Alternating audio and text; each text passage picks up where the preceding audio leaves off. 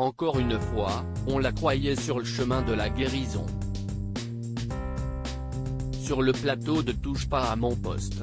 Le 9 février dernier sur C8, Loana, 43 ans, dans une élocution difficile, ne cachait pas ses graves embarras financiers mais affirmait s'être sortie de la consommation de cocaïne. Elle s'expliquait sur ses nombreuses descentes aux enfers dues à cette drogue, revenait sur des violences subies de la part de son ex-compagnon Fred Covin, Ini, qu'elle accusait aussi, avec sa propre mère, de lui avoir extorqué tout son argent et de l'avoir ruiné.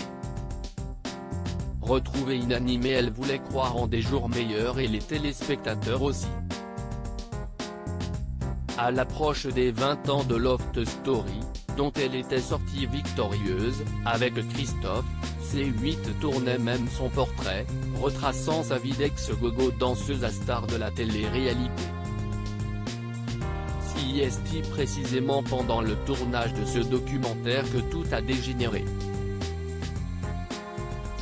Loana Petrucciani, son nom, a été retrouvée inanimée par Guillaume Garnier, rédacteur en chef de Loana, une lofteuse up and down, au matin du 22 février. Tout se passait bien. Guillaume Janton, chroniqueur dans Touche pas à mon poste, et producteur du programme, a donné plus de détails sur les circonstances le 22 février sur C8. La veille, l'équipe s'était rendue avec Loana dans une maison du sud de la France où la jeune femme avait séjourné aux frais de la production de Loft Story pendant 2 mois, juste après sa victoire. Tout semblait bien se passer. La blonde se prêtait, souriante, au jeu des confidences et des souvenirs. Overdose dans la nuit, seule bizarrerie, elle ne cessait de boire une célèbre boisson à l'orange et après chaque gorgée semblait avoir un comportement étrange.